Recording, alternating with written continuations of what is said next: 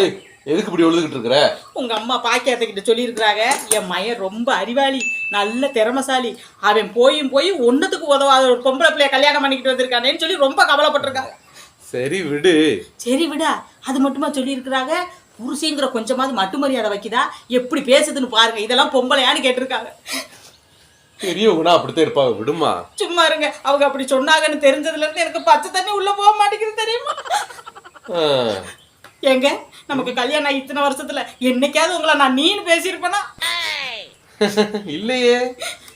ஏதோ நீங்க என்னை பத்தி புரிஞ்சுக்கிட்டனால நம்ம லைஃப் நல்லா போய்கிட்டு இருக்கு. யோ, என்னையா இது? என்ன அவரக்காய் வாங்கியிருக்க? எரும மாடு மாதிரி வளர்ந்துருக்கிய, ஒரு அவரக்காய் பார்த்து வாங்க தெரியுதா உனக்கு? இதுல வேற உங்க ஆத்தா நல்ல திறமசாலின்னு சர்டிபிகேட் வேற கொடுத்துக்கிறாங்க. எல்லாம் சூத்தையே வாங்கியிருக்கிய உங்களை மாதிரி.